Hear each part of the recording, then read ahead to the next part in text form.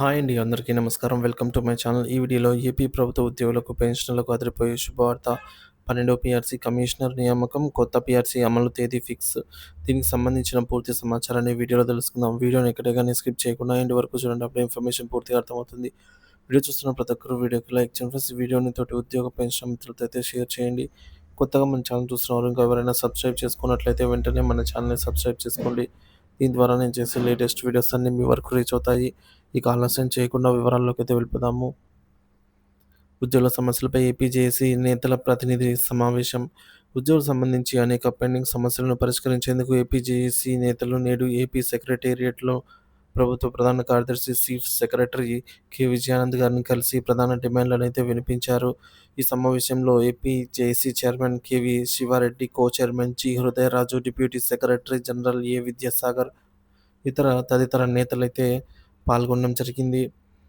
So, వీరి ముఖ్యమైన ప్రధానమైన డిమాండ్‌లేంటనేది చూసుకున్నట్లయితే, అడిషనల్ క్వాంటమ్ ఆఫ్ పెన్షన్ అండి. రాష్ట్ర ప్రభుత్వం పెన్షనర్లకు 9వ పీఆర్సీలో 2010 సంవత్సరం నుండి 75 సంవత్సరాలు నిండిన పెన్షనర్లకు 15% అడిషనల్ క్వాంటమ్ సాధించుకున్నాము. తదుపరి 12/1/2019 నుంచి 70 సంవత్సరాల పెన్షనర్లకు 10% అదనపు పెన్షన్‌ను సాధించుకున్నాము. కానీ 11వ పీఆర్సీలో 1/1/2022 నుంచి పెన్షనర్లకు అదనపు పెన్షన్ పెరుగుదల చేయకపోగా ఉన్న అడిషనల్ క్వాంటమ్‌ను 70 సంవత్సరాల వారికి 10% నుంచి 7%కు, 75 సంవత్సరాలు నిండిన వారికి 15% నుంచి 12%కి తగ్గించినారు. అందువల్ల పెన్షనర్లు కొన్ని వేల మంది ఆర్థికంగా నష్టం అనేది జరుగుతున్నది. అంతేకాక ప్రతి ఒక్క తెలుగు రాష్ట్రమైన తెలంగాణ, పక్కనే ఉన్న తెలుగు రాష్ట్రమైనటువంటి తెలంగాణలో 70 సంవత్సరాలు నిండిన వారికి 15%, 75 సంవత్సరాలు నిండిన వారికి 20% అదనపు పెన్షన్ ఇస్తున్నారు.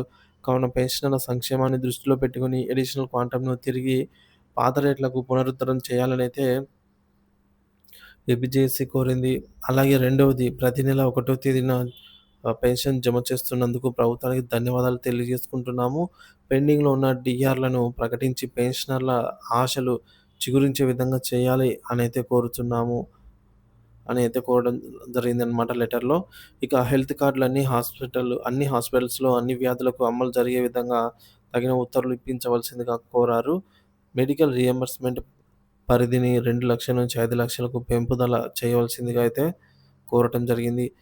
పీఆర్సీ కమిషన్ వెంటనే నియమించి ఐఆర్ ప్రకటించాలని ముఖ్యంగా ప్రధానంగా ఈ 5 డిమాండ్‌లను కోరటం జరిగిందనమాట.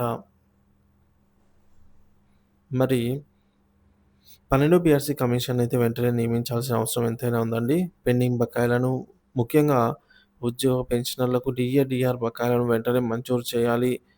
ప్రావిడెంట్ ఫండ్, ఈపీజీఎల్ఐ మొత్తాలను విడుదల చేయాలి. సరెండర్ లీవ్, అలాగే ఆహ్, వీటిపైన వెంటనే నిర్ణయం తీసుకోవాలని, సీపీఎస్ రద్దు చేసి ఓపీఎస్ విధానాన్ని అమలు చేయాలని అయితే ముఖ్యంగా ప్రధాన డిమాండ్‌లయితే ఉన్నాయి. ఈ డిమాండ్‌లు ఉద్యోగుల హక్కులకు సంబంధించిన అత్యంత కీలకమైన అంశాలని జేఏసీ నేతలు స్పష్టం చేశారు. ప్రభుత్వం తక్షణమే చర్యలు తీసుకోవాలని, లేకపోతే ఉద్యమాన్ని మరింత ఉధృతం చేస్తామని అయితే హెచ్చరించారు. ప్రభుత్వ స్పందన: ఈ డిమాండ్లను ప్రభుత్వ ప్రధాన కార్యదర్శి కె. విజయానంద్ గారు స్వీకరించి వాటిపై త్వరలోనే నిర్ణయం తీసుకుంటామని కూడా హామీ ఇచ్చినట్టు సమాచారము. అయితే ఉద్యోగ సంఘాలు తమ న్యాయమైన హక్కుల సాధన కోసం ఆందోళన కొనసాగిస్తాయని కూడా స్పష్టం చేశారు. ఉద్యోగుల సంక్షేమం కోసం ప్రభుత్వ వైఖరి స్పష్టత రావాల్సిన అవసరం ఉంది అని ఈ సమావేశం ద్వారా ఉద్యోగ సంఘాలు ప్రభుత్వాన్ని అయితే మరోసారి కోరడం జరిగింది.